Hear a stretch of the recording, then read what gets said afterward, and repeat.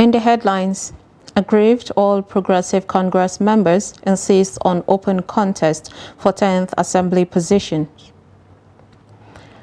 Gunmen kill aggrieved All Progressive Congress chieftain son in Mangu local government area of Plateau State.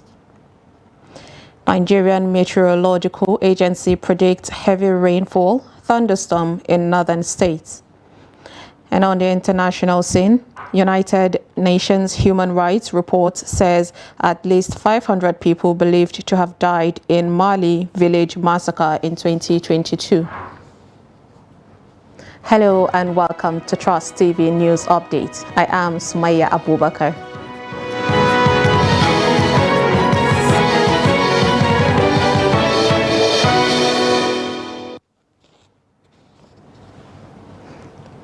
Thank you for joining us. Now the news in full.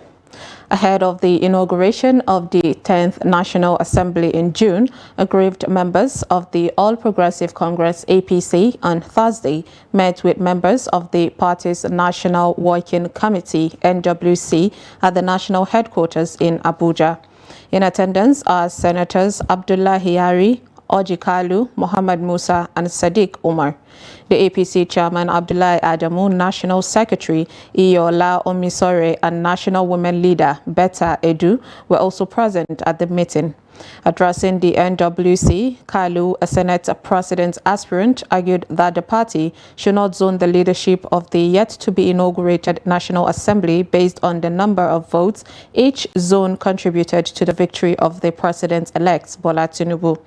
Also, Yari, who presented the protest later by the aggrieved senators-elect to the APC chairman, urged the party to review the zoning formula for the purpose of justice and equity. It's not a measurement. What you did not do today, you can do it tomorrow. We had a hurricane in our zone.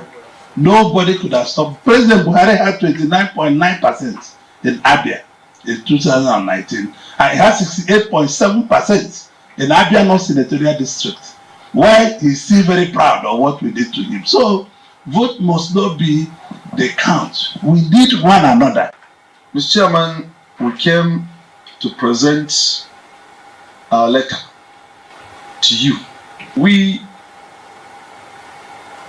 are not satisfied with the arrangements, and what we're expecting from you people is to give us a fair play. If the president, in his wisdom, decides to support the balancing of the secularity of this country, we in the North Central, we agree to it. And what next? We should be giving our own dues. That's all we're asking. The committee was very clear. Yes, we have received with respect the outcome of the meeting of the party leaders, comprising leadership of the Senate, leadership of the National House of Reps, and leadership of the party, the headquarters of the working committee. Gunmen have killed a chieftain of All Progressive Congress APC in Mangu local government area of Plateau State, John Maykel, and his son. The politician was killed in his residence at Bure village of Haile Ward. His wife and another son, who were shot at the stomach and leg, escaped with gun wounds and are receiving medical attention at Alana Kowa Hospital in Mangu Local Government Council. A community leader, Dan Mangu, who is an uncle of the victim, confirmed that the attack occurred around 8 p.m. at Bure village on Wednesday.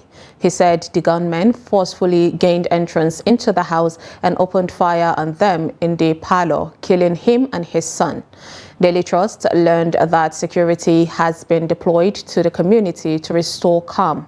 John and his son were buried on Thursday afternoon amid tension in the village. No fewer than 3 internally displaced persons have been killed, with 13 others, among them 8 soldiers, wounded in separate attacks by the fighters of Islamic State West African Province, ISWAP, in Damboa local government area of Borno State. It It was gathered that 4 loggers who lived at Low Cost Camp had gone out in search of firewood some 7 kilometers away from Damboa when the terrorists opened fire on them, killing 3 persons while others escaped with bullet wounds. A member of the Civilian Joint Task Force said that the escapees reported the case to the troops. A security source claimed that troops in another attack killed an unspecified number of ISWAP fighters. At least 12 people, including 8 soldiers, were wounded in the incident, which occurred at Talala enclaves of ISWAP on Tuesday. A security source said that a military helicopter came to Damboa in the early hours to carry the wounded soldiers to Maiduguri for treatment. Also, a member of the vigilante group who participated in the operation said that the ISWAP fighters fired rocket-propelled grenade in the troops' direction, which resulted into the casualty. Meanwhile, a 34-year-old Okada rider has lost one eye after he was attacked by suspected gangs in Gombe metropolis. The Okada operator was attacked while trying to rescue his neighbor from suspected hoodlums who attacked the area. The father of 4 said life has been very difficult after losing one eye and 4 fingers in the incident. He is calling on security operatives to investigate the matter and bring the perpetrators to justice. Ibrahim Ismail reports. The 34-year-old Gombe-based Okada operator was attacked after he joined his friends to rescue a victim of gang attack in their neighborhood. Sadly, he turned out to be the victim. The attackers used machetes and knives and wounded Ibrahim on his face. He lost his right eye and 4 fingers on his right arm. Da suka shigo anguwan suna saran mutane. Suka shiga shaguna suka ɗebi kayayyakin mutane da sauransu. Some thugs attacked our neighborhood and looted shops. The following day, they attacked again. Na da daga aikin acaba na ajiye mashin a cikin gida. Sai muka ji ihu. To mu yan wannan area. When I returned from my Okada walk, I heard someone screaming. We went to rescue him. They removed one of my eyes and cut my fingers. Suka sare ni a kayina, suka fasa min ido, suka cire min hannu. Ibrahim, who has a wife and 4 children, is struggling to cater for his family because of the injuries he sustained during the attack. The victim, who now lives with his mother, is demanding for justice as his family is concerned that the suspected attackers were not arrested more than a month after the incident. His children are with their mother, who returned to her parents because he has nowhere to stay. That is why he is in my room.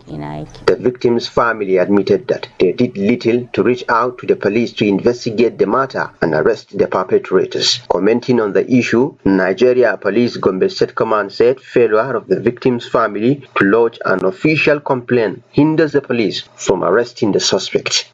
Then you will not find them again. You will not see them. What you will only hear is blame. Blaming the police for not arresting the suspects. How do you expect the policeman to know the people that carried out this act on you if without reporting, without telling them some of the clues that the person resembles so?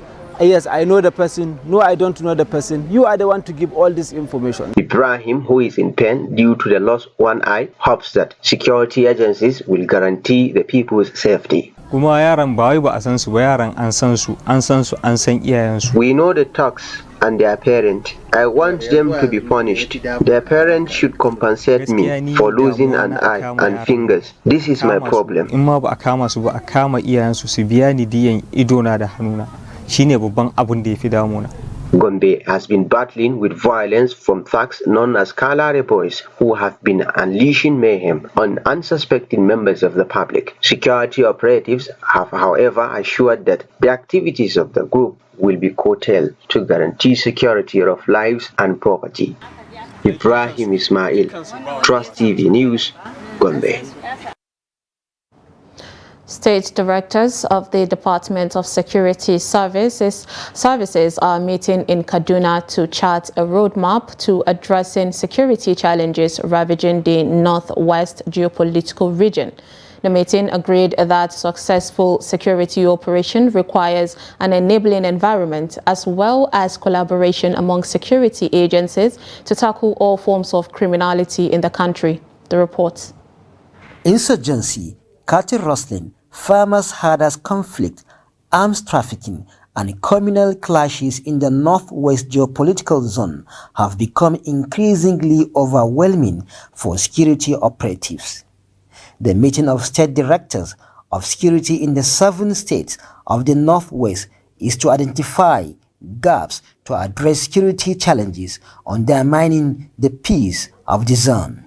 Cattle rustling, farmers' herders conflicts, arms trafficking, and communal crises. These acts of criminality course across the states of the Northwest. Hence, the justification for the intelligence sharing within the zone has improved tremendously, and by extension, its dissemination to end users, majorly sister agencies and the host state government. And it is very necessary for the security agencies to intensify their collaborations and partnership so that solution will be brought. And I want us to collaborate more so that we can achieve our goals. Our goals is the same. Speakers at the meeting harped on the need for collaboration, partnership, and synergy among the various security agencies to tackle insecurity in the Northwest zone. It is my wish from the judiciary that solutions at the end of the conference will be found, and I promise that we will continue to do our job in the judiciary such that we address all the issues of security in Kaduna State. Many northern states, not least our states in the Northwest, are confronting a unique set of security challenges.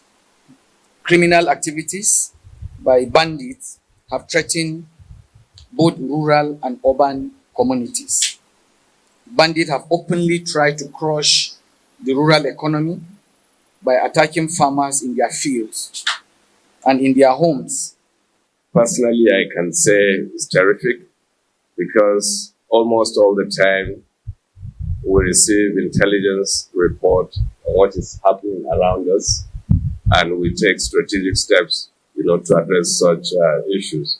The meeting agreed that intelligence sharing among security agencies will help to curb criminal activities in the zone, and therefore the need for security agencies to continue to work together to tackle the monster of insecurity head-on.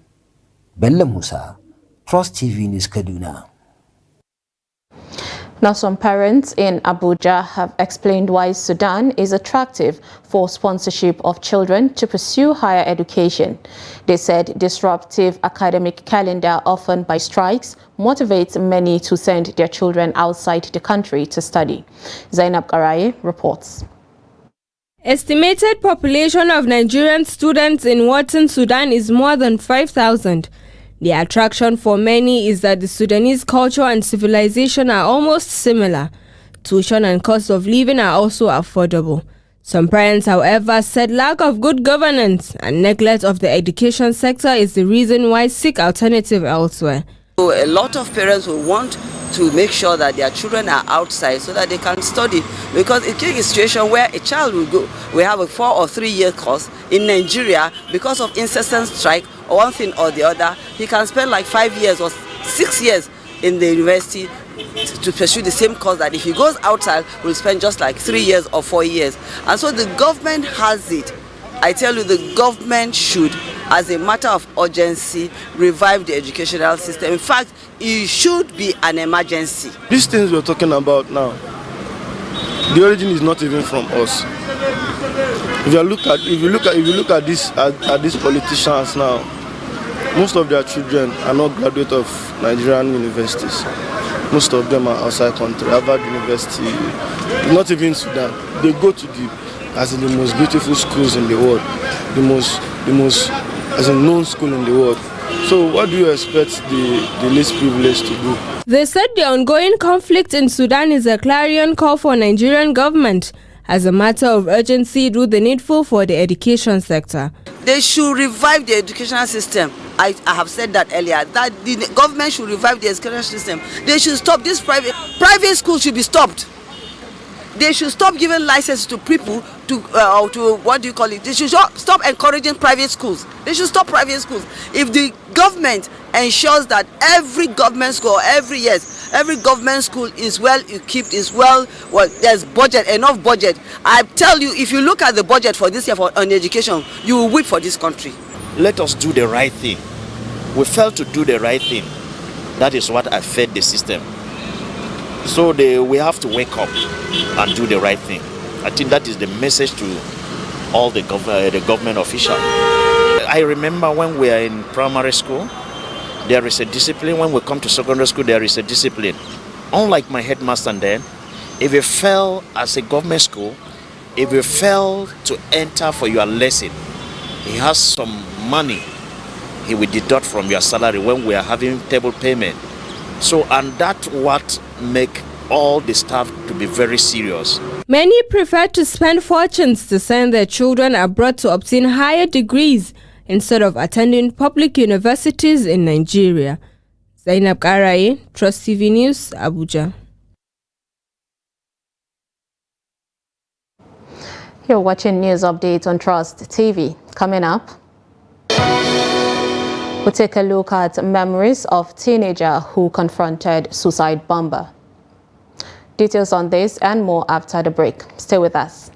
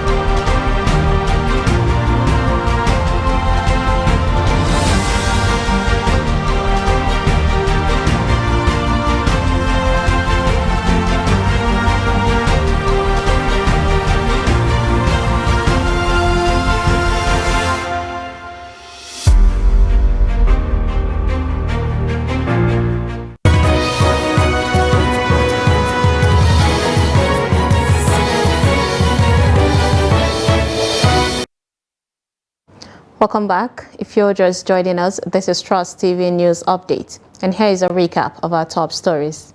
We brought you aggrieved All Progressive Congress members insist on open contest for 10th Assembly positions. And gunmen kill All Progressive Congress chieftain son in Mango local government area of Plateau State. Now moving on to more stories, the Nigerian Meteorological Agency, NIMET, has alerted residents of some northern states to prepare for heavy rainfall in the coming days. According to a release issued on Thursday, thunderstorm cells are currently observed over the northern parts of the country, including Borno, Taraba, Gombe, Bauchi, and Kano. These are expected to propagate westward to give equally thunderstorm to some cities. The statement added that the current thunderstorm cells are expected to propagate easterly to give thunderstorms accompanied with squall to cities in Plateau, FCT, Nasarawa, Jigawa, Adamawa, Yobe, Borno, Bauchi, Gombe, Kaduna, Kano, and Katsina states.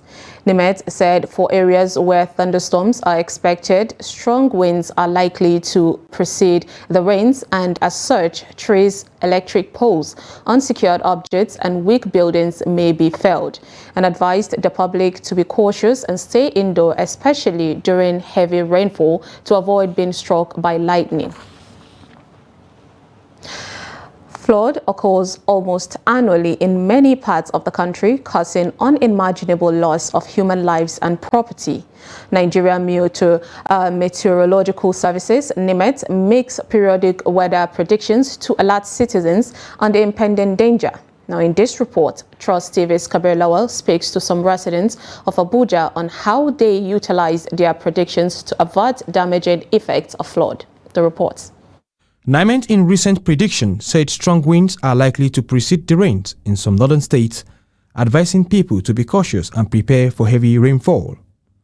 Some Abuja residents said since the FCT is part of areas covered by the prediction, it is left for people living in areas prone to flood to pay attention to the advisory commending NIMET for being proactive. This has become more of a routine, year in, year out. We wake up every, season like this to prediction from NIMET and other, agencies like hydrological agencies and what have you. And the advice has always been to be warned. Things might happen. And taking such, advices for granted has put us where we are today. Those who are in places where they know there is usually flood, they should also watch out and if possible relocate when they ask them to relocate. I would say for so many other people, we also have different I would say measures we need to put in place. Those who need not to go out during the rain should not go out. Those who feel it's better for them to go and start renovating their roofing sheets and the likes. I know we saw rain yesterday and some of us saw signs of what our roofing sheets should look like. So I think everybody should start preparing so that the disaster doesn't become what is going to be far, far much more than what we expect. Some residents, however, said the government must do all within its powers to protect the people. The government needs to help the people because most of those staying in the flood-prone areas don't have any means of living there. It's because they don't have money. The government should come out and please help those who stay in the flood-prone areas to as a matter of urgency. The government should wake up. Let me tell you, some of the people that are staying in those places that floods to attack people, it's not their wish. Many of them, it's not their wish. But the fact remains is that they have no options. And we have government. Some of these people they are occupying, there are ways that government can drill the gutter or make ways for the water to go. Those people can live there. Or if you have government that is working, you could relocate them, give them another better place. The Federal Capital Territory Emergency Management Agency, FEMA, said about 24,713 inhabitants in 3 of the 6 area councils of the FCT were affected by the last year flood. Kabir Lawal, Trust TV News, Abuja. Odo Yakubu Fanami passed away on January 25, 2017, while attempting to stop a female suicide bomber from entering a mosque in Galeri, Borno State. His memory lives on.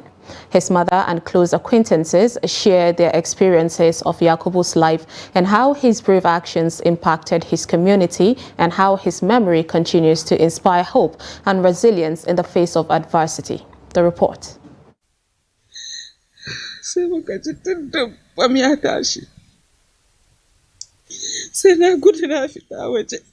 6 years after, the pain of losing her only son, who died as a teenager, still lingers for his mother. My son was a very good boy. One day, he was going to the mosque because he hardly prays in the house. On his way to pray, a congregational morning prayer, the blast engulfed him. I will continue remembering him and praying for him. When Yakubu, my son, was alive, he used to help me a lot even as a student. Yakubu Fanami was a student in SS1 at Darussalam Islamic Academy in Maiduguri. His director speaks on Yakubu's character and academic performance during his time at the academy. Late Yakubu Fanami was an average student actually, very jovial and friendly, and very punctual, and always at the forefront of sport activities in the school. He was like a normal child, a happy child. Then the next day when we came, they told us that Yakubu was late. I was saying, What happened to that boy? They said that day he went around, even the nanny saw him that day moving with my son. So the next day it was very sad for us. That day we could not even teach very well.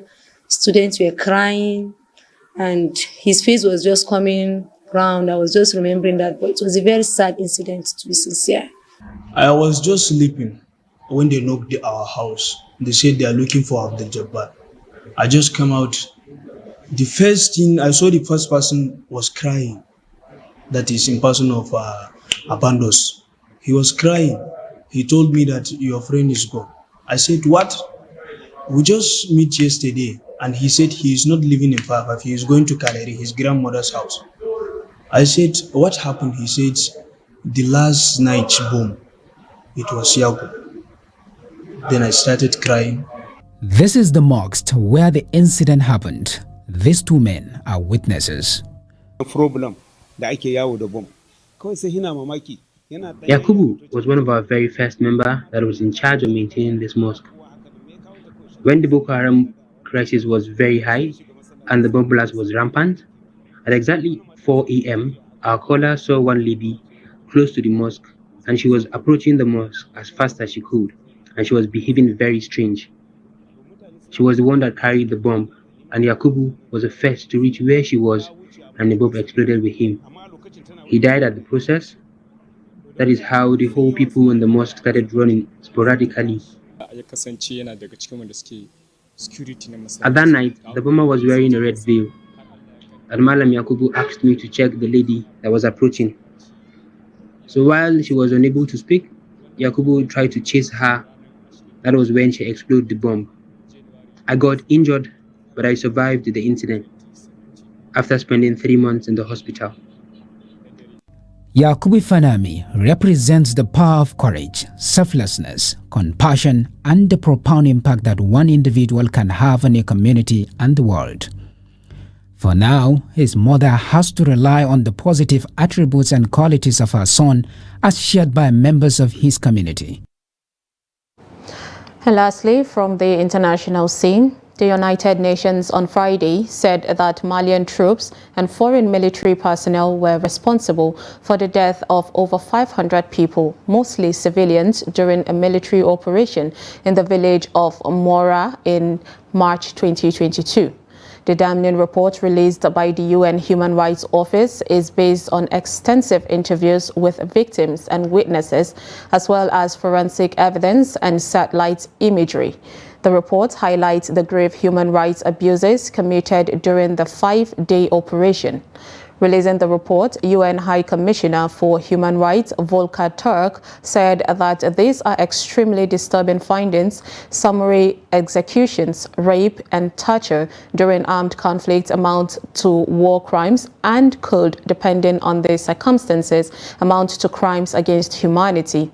Despite requests, Malian authorities denied access to the village for the UN fact-finding team, further raising concerns about accountability and transparency.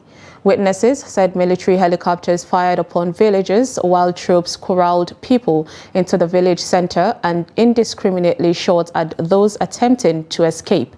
The report called for a thorough investigation and prosecution of those responsible for the heinous crimes.